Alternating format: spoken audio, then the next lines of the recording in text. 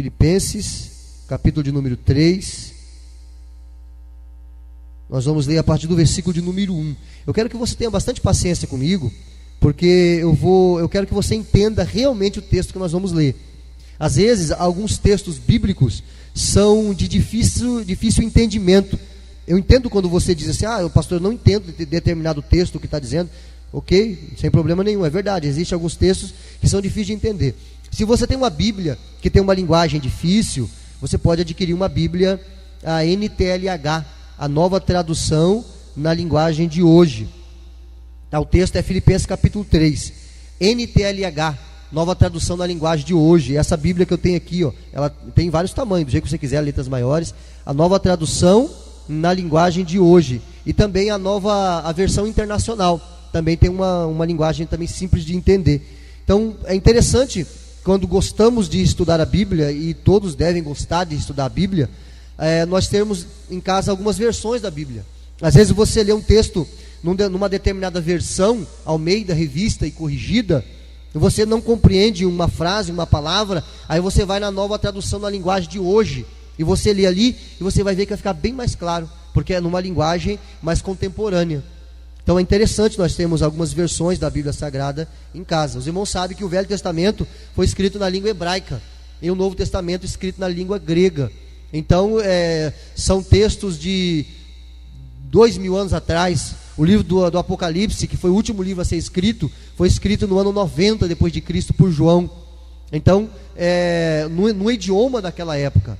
Enfim, foi traduzido depois para o latim, para o inglês e para vários idiomas até chegar no português. E a língua é viva. O próprio português ele muda com o passar do tempo. Antigamente nós dizíamos assim, vós me sê. Depois foi para você. E agora só falam se. Daqui a pouco vão cortar o C no meio. Então a língua é viva, a linguagem é viva. Então é muito bom você ter a Bíblia em várias versões. Vai te ajudar a entender alguns textos de difícil entendimento, que aparecem algumas palavras difíceis. Por exemplo, propiciação. O que é propiciação? A gente lê na Bíblia, né? Propiciação, ok, tudo bem. Passa, o que é propiciação? Não sei, eu só li. Então, quando você pega numa nova versão na linguagem de hoje, você vai ver ali o que significa essa palavra. Eu não vou te falar para você poder procurar depois. Filipenses capítulo 3, nós vamos ler do versículo 1 até o versículo 14. Eu vou ler duas vezes esse texto. Eu vou ler na Almeida Revista e Corrigida, que é uma linguagem mais difícil, e depois vou ler na NTLH, nova tradução na linguagem de hoje. Por isso eu quero que você tenha paciência. Nós vamos ler um pouquinho hoje. Eu quero que você entenda o que Deus vai nos ensinar através desse texto. Todos acharam? Filipenses, capítulo 3, versículo de número 1 a 14. Vamos lá. Me acompanhe. Paulo escreve assim, quase encerrando a carta que ele escreve aos irmãos, aos filipenses, os irmãos que estavam na cidade de Filipos. Ele diz assim no versículo 1 do capítulo 3: resta, irmãos meus, que vos regozijeis no Senhor. Não me aborreço de escrever-vos as mesmas coisas, e a segurança para vós. Guardai-vos dos cães, guardai-vos dos maus obreiros, guardai-vos da circuncisão. Ele está dizendo aqui, guardai-vos dos cães. O que ele está dizendo? Será que ele está falando de cachorro? Animal? Ele diz assim, também vocês tomem cuidado com a circuncisão. O que Paulo está falando aqui? Vamos continuar. Porque a circuncisão somos nós, que servimos a Deus no Espírito. Note que o Espírito é maiúsculo, logo é o Espírito Santo e não o Espírito do homem. E nós gloriamos em Jesus Cristo e não confiamos na carne. Ainda que também podia confiar na carne. Se algum outro cuida que pode confiar na carne, ainda mais eu. Quando ele fala confiar na carne, ele está falando confiar em si mesmo, no homem. Circuncidado, aí ele começa a explicar por que ele pode confiar em si mesmo. Porque ele foi circuncidado ao 8º dia, ele é da linhagem de Israel, da tribo de Benjamim, hebreu de hebreus. Segundo a lei, ele diz que foi fariseu. Segundo o zelo, ele foi perseguidor da igreja. Segundo a justiça que há na lei, ele foi irrepreensível. Mas o que para mim era ganho, reputei-o perda por Cristo. E, na verdade, tenho também por perda todas as coisas, pela excelência do conhecimento de Cristo Jesus, meu Senhor, pelo qual sofri a perda de todas estas coisas e as considero como esterco, para que possa ganhar a Cristo e seja achado nele, não tendo a minha justiça que vem da lei, mas a que vem pela fé em Cristo, a saber, a justiça que vem pela fé, para conhecê-lo e a virtude da sua ressurreição e a comunicação de suas aflições, sendo feito conforme sua morte, para ver se, de alguma maneira, eu possa chegar à ressurreição dos mortos. Aí ele continua: não que já tenha alcançado ou que seja perfeito, mas prossigo para alcançar aquilo para o que fui também preso ou alcançado por Cristo Jesus. Irmãos, quanto a mim não julgo que o haja alcançado, mas uma coisa faço, e é que, esquecendo-me das coisas que atrás ficam e avançando para as que estão diante de mim, prossigo para o alvo, pelo prêmio da soberana vocação de Deus em Cristo Jesus. Amém? Nós vamos ler de novo na NTLH. Você vai ver que vai ficar bem mais claro algumas coisas. Capítulo 3, a partir do versículo 1. O mesmo texto numa versão. A mensagem é a mesma, só a versão é outra. É uma linguagem mais contemporânea, mais simples. Para terminar, Paulo diz: meus irmãos, sejam alegres. Lembra da outra? Regozijai-vos. Então, quando você quiser mandar alguém ficar alegre, você diz assim: regozija. Ninguém fala assim hoje, né? Então, regozijar é alegrar. Ele está dizendo assim: para terminar, meus irmãos, sejam alegres por estarem unidos com o Senhor. Não me aborreço de escrever, repetindo o que já escrevi, pois isso contribuirá para a segurança de vocês. Cuidado com os que fazem coisas más. Aí ele diz assim, esses cachorros, está escrito aqui, cães, aqui ele diz cachorro. Quem são esses que ele chama de cães? Que insistem em cortar o corpo. O que é cortar o corpo? Porque ele está falando da circuncisão. O que é a circuncisão? A circuncisão, todo hebreu, com 8 dias de nascido, ele tinha a carne do prepúcio cortada, totalmente arrancada. Tá, pastor, o que é prepúcio? Quem sabe aqui o que é prepúcio? Prepúcio, quem não sabe? Quem não sabe, levanta a mão, o que é prepúcio. Quem mais não sabe? Prepúcio é a pele que cobre o membro genital do homem. Aquilo é o prepúcio. Toda aquela pele era tirada. Doía, né? Com certeza, doía muito. Essa era a circuncisão. Um homem circuncidado, ele não tem aquela pele. E todo judeu hoje, ortodoxo, ele ainda é circuncidado ao 8º dia. Graças a Deus que não nascemos judeus, nascemos gentios. Amém? Então ele está dizendo aqui, cuidado com os que fazem coisas más, esses cães que insistem em cortar o corpo, porque os que receberam a verdadeira circuncisão fomos nós e não eles. Nós adoramos a Deus por meio do seu Espírito e nos alegramos na vida que temos em união com Cristo Jesus, em vez de pormos a nossa confiança em cerimônias religiosas como a circuncisão. Para você entender, a circuncisão, ela foi estabelecida por Deus, mas para um período, para um propósito, era um sinal de Deus com Abraão. Era uma cerimônia religiosa. Todo menino ao 8º dia de nascido ele era circuncidado. Jesus foi circuncidado ao 8º dia. Só que agora Jesus veio e começa-se a nova aliança. Não precisava-se mais da circuncisão e nem de cerimônias religiosas. Por quê? Porque tudo apontava para Jesus. Todo o Velho Testamento, ele está apontando para Jesus. Todos os livros, os profetas estão apontando para Jesus, a vinda daquele que esmagaria a cabeça da serpente, que resolveria o problema do pecado e levaria o homem mais uma vez à presença de Deus. Então Jesus é o cumprimento do Velho Testamento. Jesus é o cumprimento do Velho Testamento. Gênesis capítulo 3, versículo 15, a semente da mulher. Lá em Gênesis capítulo 3, versículo 15, quando o homem desobedece a Deus e peca, Deus então repreende o homem e a mulher e diz que da semente da mulher, de Eva, ou seja, da descendente dela, da semente da mulher, não do homem, viria aquele que poderia esmagar a cabeça da serpente. Por que ele foi Jesus? Porque Jesus nasceu da semente da mulher e não do homem. Porque se Jesus viesse da semente do homem, ele não seria um homem perfeito, santo. Não, ele seria como nós, filho de uma mulher com um homem.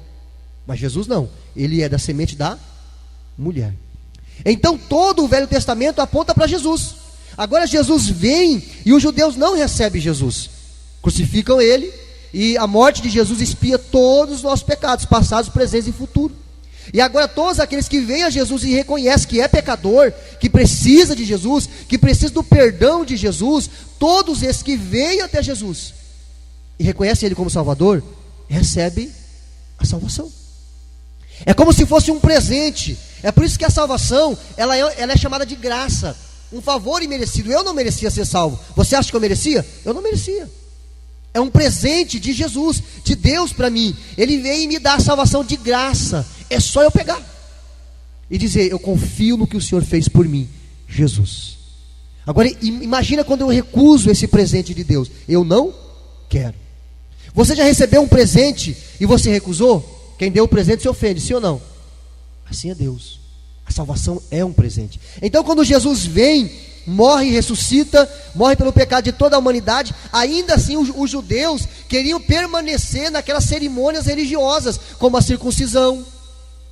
Eles diziam que mesmo se convertendo a Cristo, porque os que Paulo está chamando aqui de cães, aqueles maus obreiros, são pessoas que supostamente se converteram a Cristo, mas que ainda diziam: tem que se circuncidar.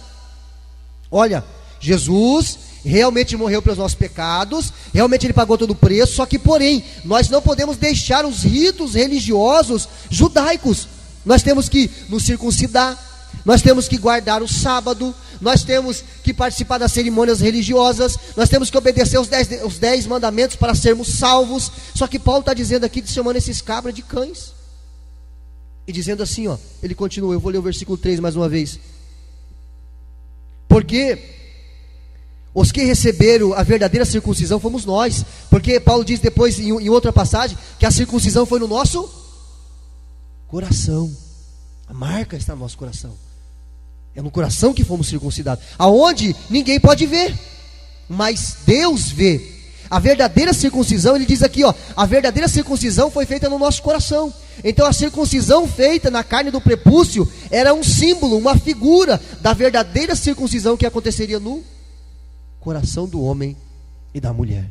E ele continua, versículo 3: porque os que receberam a verdadeira circuncisão fomos nós, e não eles.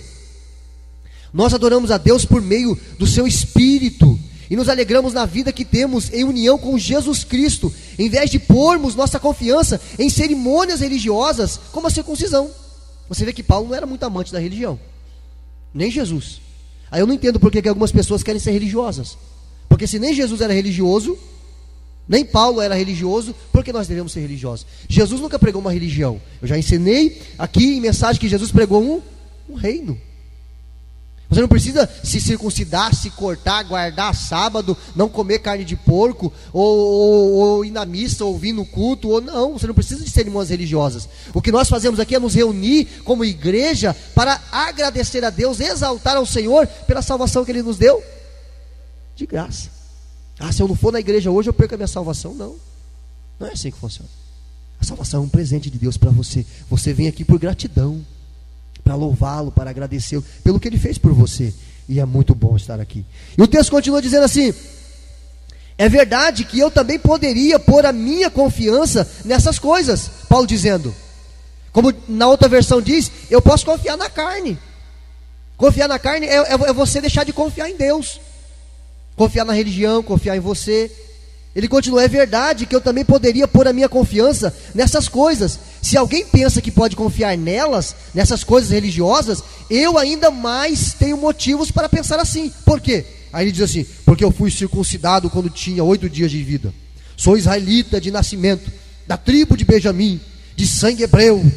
Quanto à prática da lei, eu era fariseu. O fariseu era a pior seita religiosa daquela época. E era tão fanático, olha como é diz a expressão aqui: eu era tão fanático que perseguia a igreja. Paulo era tão fanático, um fariseu tão fanático, que ele perseguiu a igreja de Jesus. Quanto ao cumprimento da vontade de Deus por meio da obediência à lei, ninguém podia me acusar de nada, ele era irrepreensível. Era um exemplo de judeu. Aí ele continua: no passado, todas essas coisas valiam muito para mim, mas agora, por causa de Cristo, considero que nada tem nenhum valor, e não somente essas coisas, mas considero tudo uma completa perda, comparado com aquilo que tem muito mais valor, isto é, conhecer completamente Cristo Jesus. Eu estou no versículo 8. O meu Senhor, eu joguei tudo fora, como se fosse lixo, a fim de poder ganhar a Cristo e estar unido com Ele. Eu já não procuro mais ser aceito por Deus por causa da minha obediência à lei. Olha o que ele disse: eu já não procuro mais ser aceito por Deus pela obediência à lei, pois agora é por meio da fé em Cristo que eu sou aceito. Essa aceitação vem de Deus e se baseia na fé. Tudo que eu quero é conhecer a Cristo e sentir em mim o poder da sua ressurreição. Quero também tomar parte nos seus sofrimentos e me tornar como Ele na sua morte, com a esperança de que eu mesmo seja ressuscitado da morte para a vida. Verso 12: não estou querendo dizer que já consegui tudo o que quero, ou que já fiquei perfeito. Não estou dizendo isso para vocês, mas continuo a correr para conquistar o prêmio, pois para isso já fui conquistado por Cristo Jesus. É claro, irmãos, que eu não penso que já consegui isso. Porém, uma coisa eu faço: esqueço aquilo que fica para trás e avanço para o que está na minha frente. Corro direto para a linha de chegada, a fim de conseguir o prêmio da vitória. Esse prêmio é a nova vida para a qual Deus me chamou por meio de Cristo Jesus. Amém? Fica mais claro? Bem mais claro. Então adquire uma Bíblia dessa, nova tradução na linguagem de hoje, vai te ajudar a entender alguns textos. O que é que, vamos voltar para essa Bíblia aqui que eu gosto de pregar nela. O que nós aprendemos aqui? O que nós podemos extrair da vida de Paulo e aplicar na nossa vida, para termos uma vida plena em Cristo? Esse é o tema da mensagem: como ter uma vida plena em Cristo. O que eu preciso fazer? Primeira coisa, a única coisa que vai preencher o seu coração é Jesus Cristo. Não adianta buscar preenchimento em outras coisas, nada, nem ninguém vai preencher o vazio existencial do ser humano, só Jesus. Nem relacionamento, nem dinheiro, nem fama, nem o melhor que o mundo puder te oferecer. Não, esse lugar é do Senhor, só Ele pode preencher. Então, o que eu preciso fazer? Como ter uma vida plena em Cristo? Vamos aprender com Paulo, o apóstolo Paulo, que foi um grande perseguidor da igreja, um perseguidor ferrenho, religioso, ao extremo.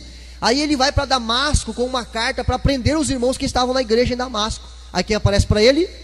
Jesus. Ele vê uma luz muito forte, não consegue enxergar, vê a luz, fica cego e ouve uma voz dizendo assim: Saulo, Saulo, por que me persegues?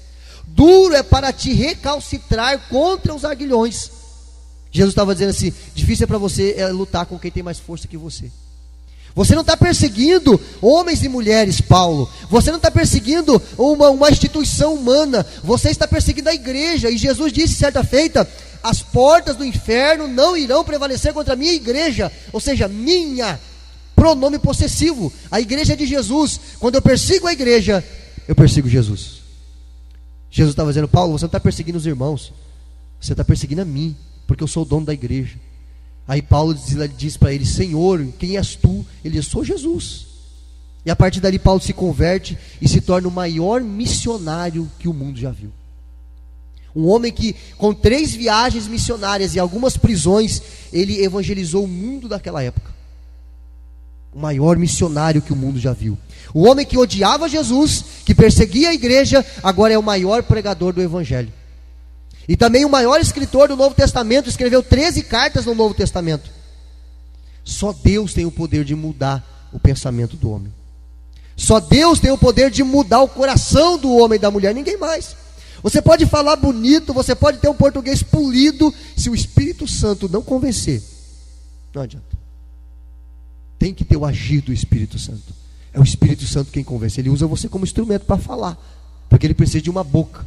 Mas quem convence é o Espírito Santo. Para tudo na sua vida, quando você for fazer algo, coloque o Senhor na frente. tudo, o Senhor tem que estar na frente. Não confie na força do seu braço, mas confie na direção do Espírito Santo. Nós vemos na vida de Paulo, através desse texto aqui, nós vemos que haviam 3 palavras que caracterizavam a vida de Paulo. Analisando esse texto aqui, nós encontramos 3 palavras que caracterizavam a vida de Paulo. Por isso, ele foi um homem vitorioso naquilo que Deus chamou ele para fazer. Primeiro, propósito. Propósito. Eu vou te explicar o que é propósito. Segundo, atitude. E terceiro, motivação. Paulo tinha um propósito, Paulo tinha atitude e Paulo tinha motivação. Quando você coloca isso na sua vida, para qualquer propósito, pode ser para a vida espiritual, ministerial, trabalho, finanças, relacionamentos, metas, você precisa ter propósito, atitude e motivação. O que é propósito? Propósito é onde eu quero chegar. Isso é propósito. Propósito é onde eu quero chegar. O meu propósito é chegar lá. Isso é um propósito. Se você não tem propósito, você não consegue viver. Todos precisam de um propósito. Em qualquer área que seja da sua vida, você precisa de um propósito. O propósito é aonde você quer chegar, é aonde eu quero chegar. Atitude. O que é atitude? É o que eu faço para chegar. Propósito é aonde eu quero chegar. Atitude é o que eu faço para chegar. Eu tenho um propósito, eu vou sentar aqui e vou esperar acontecer. Não, eu preciso de atitude. Atitude é o que eu faço para chegar. E motivação é o que eu faço para continuar. Porque se você não tiver motivação, você não consegue continuar. Você tem um propósito, você quer chegar lá. Você precisa de atitude, o que você vai fazer para chegar lá. Só que você tem que ter motivação, o que você faz para continuar. A vida precisa de motivação. Em tudo que você vai fazer, você precisa de motivação. Porque se você não tiver motivação, você não consegue continuar. Você vai no trabalho, trabalha um dia, 2 dias, 3 dias, e você não tem motivação, você não gostou daquilo, você não vai continuar. Ou pelo menos não vai fazer com amor. Você precisa de motivação. Diga assim: propósito, atitude, motivação. Nós precisamos disso. Como Paulo, ele tinha isso na sua vida, nós também precisamos. Propósito, atitude e motivação. É sobre isso que eu quero falar. Essas 3 coisas precisam ter na nossa vida para que tenhamos uma vida plena em Cristo. A primeira coisa, então, nós vamos falar sobre o propósito. Qual era o propósito de Paulo? Olha que interessante. Paulo, ele fabricava tendas. Ele era um fabricante de tendas. Ele fazia tendas. Quando ele tinha necessidade, ele precisava, tinha tempo vago, ele estava fazendo tendas. Ele podia estar fazendo tendas, ele podia estar escrevendo uma carta, ele poderia estar pregando para pessoas, mas tudo isso ele era movido por um propósito. Eu estou fazendo tendas, eu tenho um propósito. Eu estou escrevendo uma carta para a igreja de Roma, eu tenho um propósito. Eu estou pregando para pessoas, eu tenho um propósito, eu tenho um alvo, eu quero chegar em determinado lugar. Quando eu prego uma mensagem para você, o desejo do meu coração é que o alvo dessa mensagem seja alcançado. O que precisa ser mudado, seja mudado. E crendo que é o Espírito Santo quem dirige, então o propósito é que nós, através da mensagem, sejamos transformados, mudados, direcionados pelo Senhor. Paulo, ele poderia estar fazendo qualquer coisa, mas ele tinha um propósito. Estou fazendo tenda, propósito. Estou escrevendo uma carta para uma igreja, propósito. Eu estou pregando a pessoas. Ele era movido e dirigido por um propósito.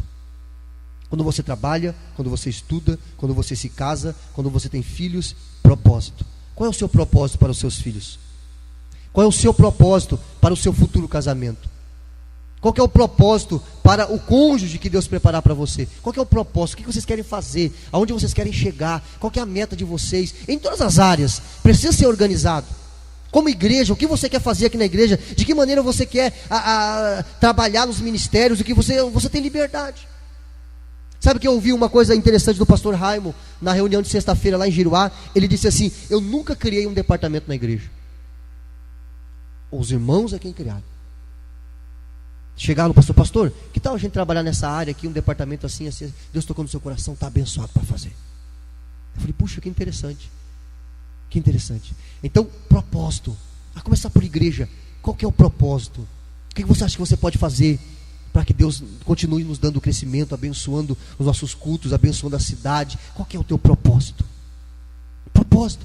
Na sua família, qual é o propósito? Aonde vocês querem chegar? Vida financeira, qual é o propósito? O que vocês querem adquirir? Qual é o propósito? Para os filhos, qual é o propósito? Em que faculdade você quer que ele se forme? Aonde você quer que ele atue? Qual é o propósito? Para você, eu já tenho 40, 50 anos. Eu vi um senhor de 80, ele vai caixinha fazendo a 3ª faculdade. Qual é o propósito? Deus, Ele sabe que nós precisamos ter vida social. Nós precisamos ter vida social. Qual é o propósito? O que você quer fazer? De que maneira você quer abençoar a sua família? Seu pai, a sua mãe, seus parentes? Qual é o propósito? Paulo, ele tinha um propósito. Tudo que ele fazia, ele tinha um propósito. E o maior propósito da vida de Paulo, no versículo 10, capítulo 3, versículo 10, nós vemos aqui o maior propósito da vida dele. E esse deve ser, sem dúvida, o nosso maior propósito. Versículo 10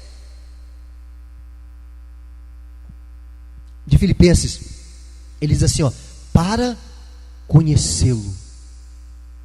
De que Paulo está falando? Ele vem aqui pregando e falando, e seja achado nele, versículo 9, não tendo a minha justiça que vem da lei, mas a que vem pela fé em Cristo, a saber a justiça que vem de Deus pela fé, para conhecê-lo. Conhecer quem? Qual era o propósito de Paulo?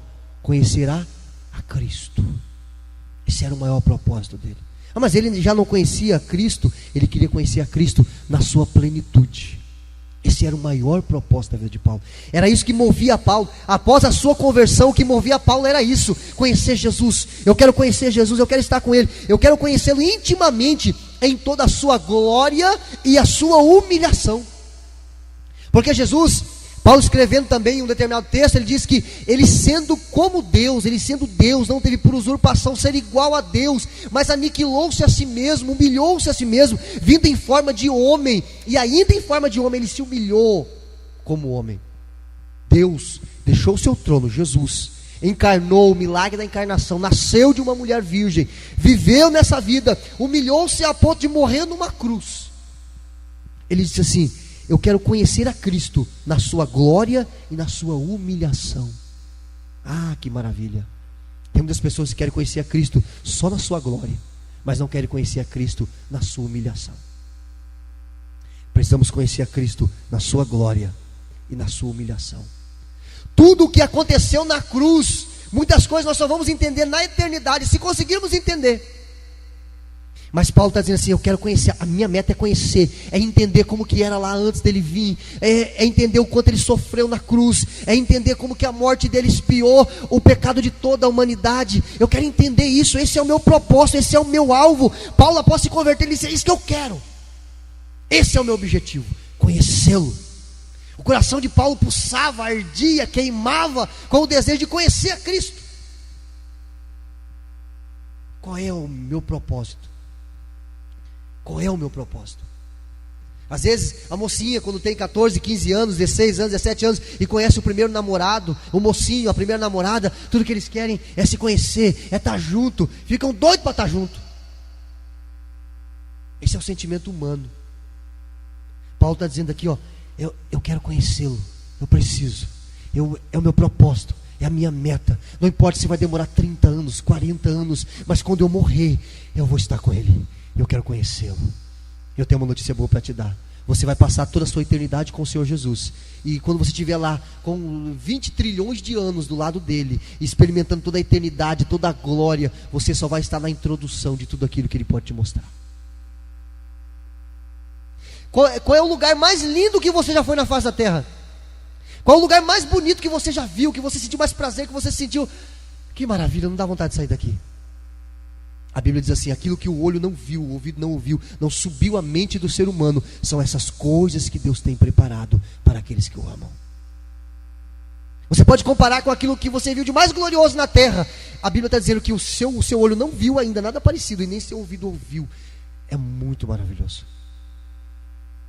Paulo está dizendo assim: o meu propósito é conhecê-lo intimamente, em toda a sua glória e sua humilhação. O quadro que Paulo nos mostra aqui no capítulo 3 de Filipenses é o quadro de alguém que está correndo, um atleta, alguém que está correndo, alguém que se prepara, alguém que está com os seus olhos fitos no alvo, na meta, na linha de chegada, como um atleta disciplinado. Alguém que vai começar a corrida. Você já viu um atleta se preparando para uma maratona? Ele vai correr no dia da maratona? Não. Ele se prepara 2, 3 anos antes. Um ano todo de preparação. 1 Coríntios capítulo 9, versículo 27. Vamos ler. 1 Coríntios capítulo 9, versículo 27. Olha o que Paulo diz aqui. É muito lindo. 1 Coríntios capítulo 9, versículo 27. Vamos ver se é esse mesmo. Ele diz assim: antes subjugo o meu corpo e reduzo a servidão, para que pregando aos outros eu mesmo não venha de alguma maneira ficar reprovado. Paulo está dizendo assim, ó, eu preciso tomar muito cuidado, eu preciso reduzir o meu corpo, controlar o meu corpo, levar o meu corpo à escravidão, no sentido de dominá-lo, de controlar o meu corpo, porque para eu pregar aos outros, de alguma forma eu não venha a ser reprovado. Porque é muito fácil eu vir aqui pregar para você. Agora, viver é que é a questão. Eu preciso viver. Eu preciso lutar para viver aquilo que eu estou pregando para você. É o que Paulo está dizendo. Existem muitos que pregaram e depois foram reprovados porque se afastaram. Deus me guarde que isso nunca aconteça comigo e nem com você.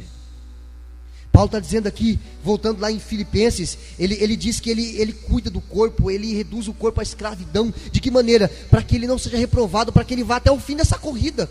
Um atleta, quando ele se prepara, ele não come qualquer coisa. Ele acorda cedo para treinar. Ele prepara os músculos do seu corpo para que ele possa correr aquela maratona de 40 quilômetros e chegar até o final. Quem aqui já ficou, dos homens, ficou anos sem jogar futebol? Eu fiquei 8 anos sem jogar futebol. Quando eu vim de Brasília, que eu cheguei em Campo Novo, os irmãos me chamaram para jogar, eu falei, vamos lá. Aí, sabe quando você está com aquela sede?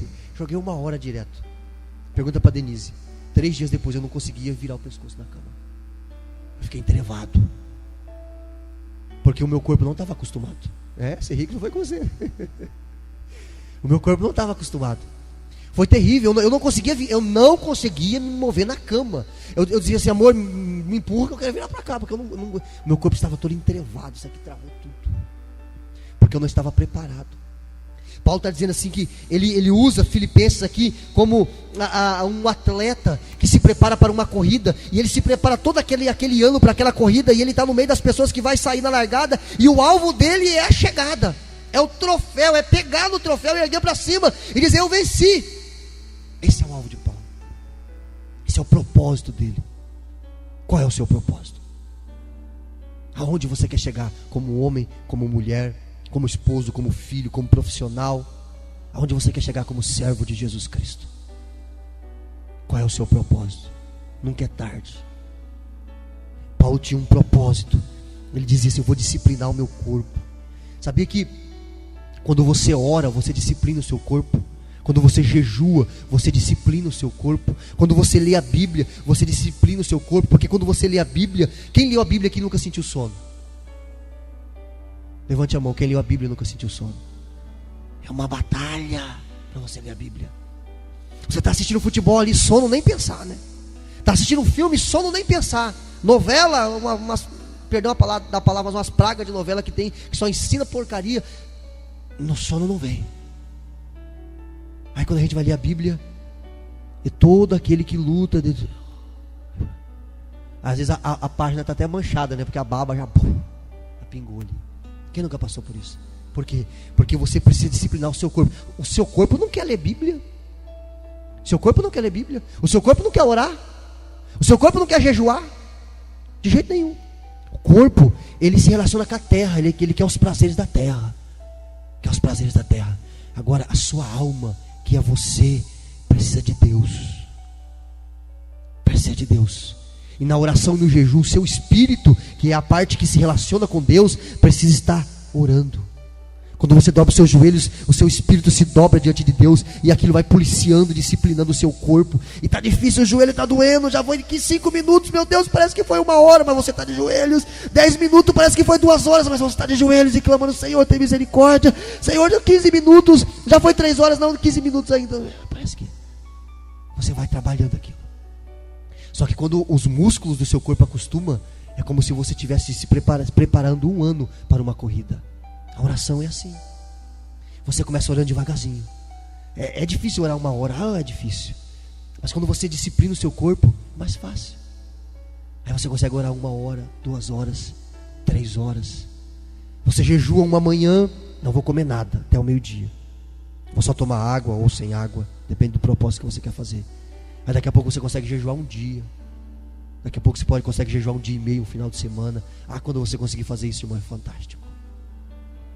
Você sente uma barreira quebrada. É fantástico. Você consegue orar melhor. Você recebe dons. Você ora e Deus responde. Você coloca a mão sobre o enfermo, Deus pode curar. É fantástico. Jesus disse que certas castas de demônios só saem com jejum e oração. Alguém já viu uma pessoa endemoniada aqui? Quem já viu? 2, 3, 4, 5. É feio, né? É feio. Eu já vi demônio que não sai. Não sai. Porque é só com jejum e oração. Aí chega alguém ali que vem do jejum e da oração. Eita, cheio do Espírito Santo. Quando o diabo vê, ele já vai sair. Por quê? Porque está consagrado. Porque está consagrado. Precisamos aprender a disciplinar o nosso corpo. Em outras palavras, todas as fibras da personalidade de Paulo, todas as fibras do seu caráter eram esticadas no único sentido, no único propósito: contemplar a glória de Jesus. Toda a sua personalidade, o seu caráter, num único e santo propósito: contemplar a glória de Jesus, prostrado aos pés de Jesus. Irmão, o maior lugar para se estar, o lugar mais alto, é aos pés de Jesus. É o lugar mais alto para você estar. Oh, aleluia. Glória a Deus. Paulo tinha um propósito. O propósito é onde você quer chegar. Paulo tinha atitude. É o que ele fazia para chegar. O que ele fazia para chegar? Nós, lendo o versículo 8, 10, 12, 13 e 14, nós aprendemos: as minhas atitudes irão determinar as minhas ações. As minhas atitudes irão determinar as minhas ações. Filipenses 3 expressa a atitude de fé de Paulo. A atitude de fé. No versículo 8, ele diz assim: que eu possa ganhar a Cristo. No versículo 10 ele diz: que eu possa conhecê-lo. No versículo 12 ele diz: eu prossigo para alcançar. Ele está dizendo assim: eu prossigo para alcançar. Eu prossigo. Eu prossigo. Eu não paro. Eu prossigo. No versículo 13 ele diz assim: esquecendo das coisas que atrás ficam. Sabia que essa é a parte mais difícil? Esquecer das coisas que atrás ficam. Porque tem gente que se amarra tanto ao passado, que ele traz o passado nas costas, assim como um saco, cheio de coisa ruim.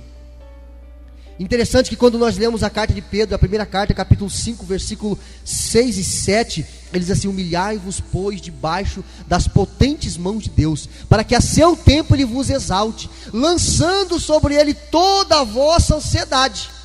O que é isso?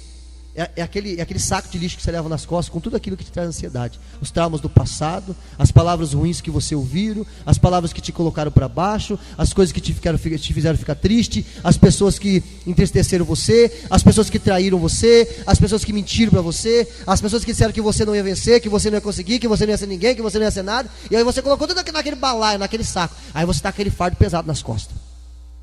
Aí Pedro disse: humilhai-vos, pois, debaixo das potentes mãos de Deus, porque a seu tempo ele vai vos exaltar, lançando sobre ele toda a vossa ansiedade, porque ele tem cuidado de vós. Paulo está dizendo: pega tudo isso aí, todos esses traumas do passado, e coloca sobre Jesus. Ele está mandando você colocar sobre ele, porque ele vai te ajudar. Você sabia que você lembrar do passado é sofrer 2 vezes? Sabe aquela coisa que Deus está falando com você, você lembra e te dói ainda? Faz quantos anos que isso aconteceu? E você lembra e ainda te dói. Você precisa ser sarado.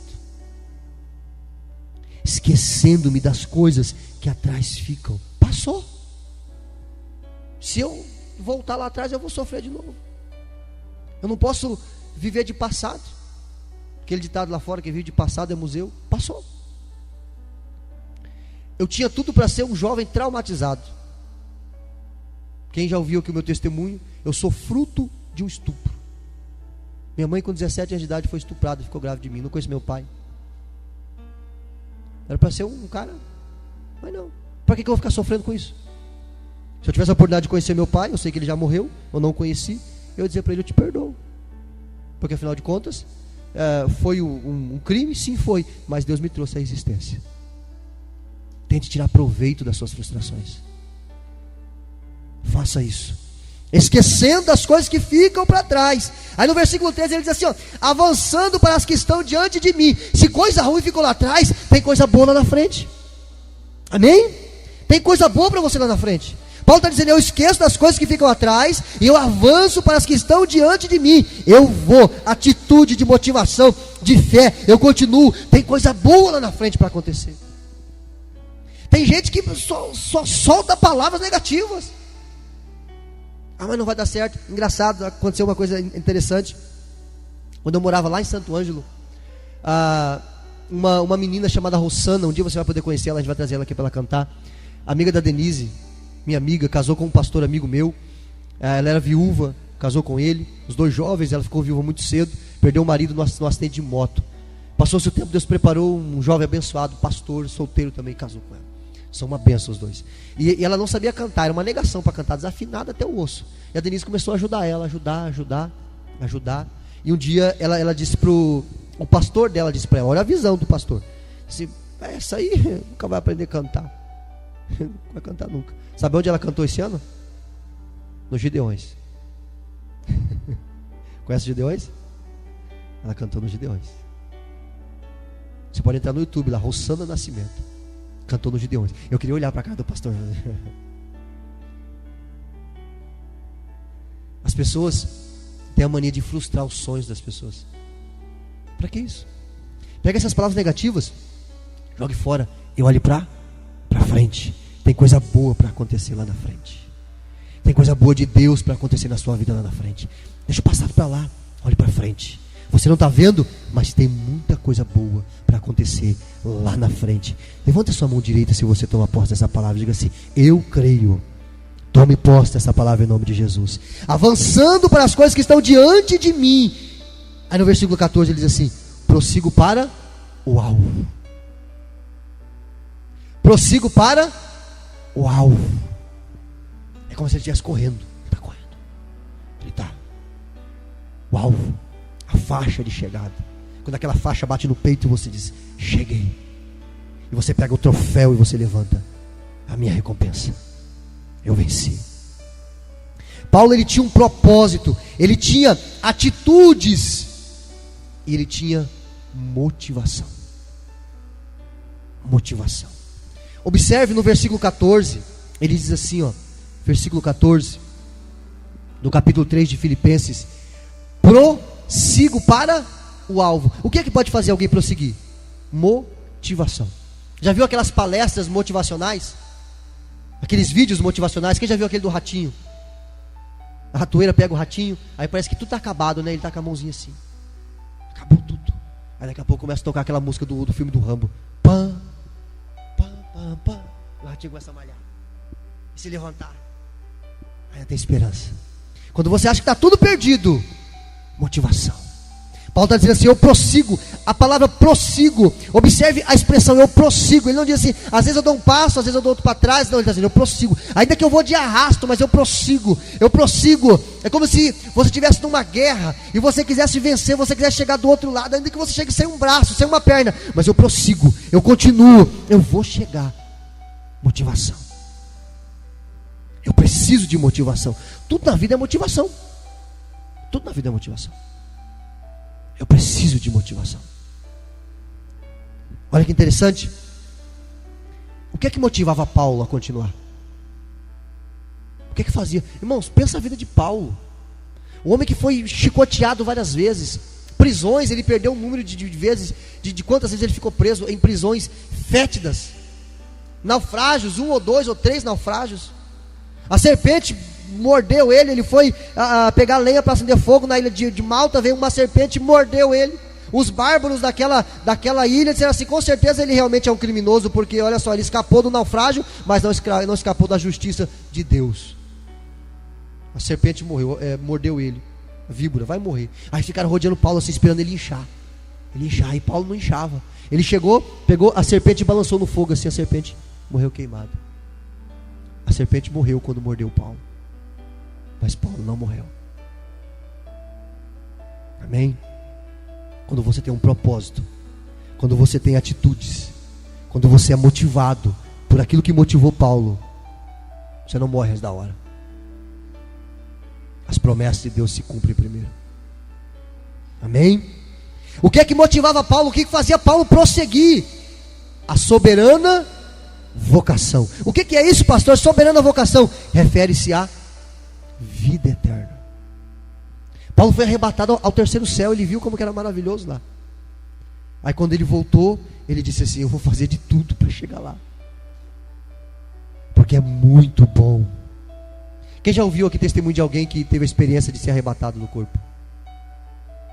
Eu também já ouvi. Da onde? Eu acho que é esse mesmo que eu ouvi. Se for esse, é fantástico o testemunho dele. Moreno magro, é ele mesmo. Eu ouvi o testemunho dele, é fantástico. Fantástico. Ele viu como que é a eternidade. Ele teve um vislumbre, ele foi levado lá pelo Senhor. E quando ele voltou, ele disse: eu vou fazer de tudo para chegar lá e fazer a vontade do Senhor aqui na terra. Ele diz no testemunho que não tinha vontade de voltar.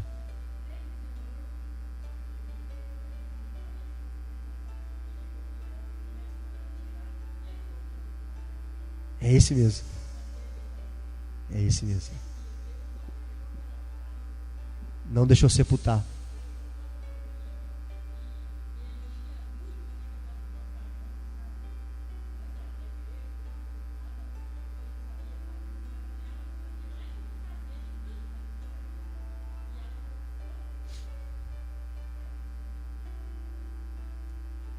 É fantástico. Ele diz no testemunho dele que quando ele foi levado, quando ele saiu do planeta, da terra, ele viu a opressão maligna em volta do planeta. Ele fala assim também, uma coisa assim, né? A opressão maligna.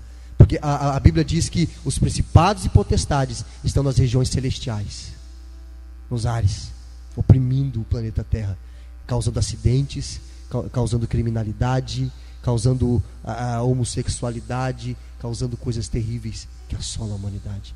Ele viu, e quando ele voltou alucinado. Eu vou trabalhar para Jesus, porque eu quero chegar lá. Soberana vocação, vida eterna. Irmão, se você tivesse por um segundo a sensação de como é estar lá. Como é que você sabe, pastor? Você nunca teve, eu nunca tive. Mas só de ler a Bíblia e crer nela, para mim já é o suficiente. Eu já vou lutar para chegar. A soberana vocação que se refere à vida eterna. O que eu preciso fazer então, pastor? Para ter uma vida plena, eu preciso de um propósito. Aonde eu quero chegar. Eu preciso de atitude. O que eu faço para chegar? Eu preciso de motivação. O que fazer para continuar? O que motivava Paulo era a soberana vocação. Ele sabia do gozo eterno que ele teria na eternidade com o Senhor. Para viver uma vida plena em Cristo, preciso ser encorajado pelo Espírito Santo a ter um propósito dinâmico, uma atitude de fé e uma motivação celestial.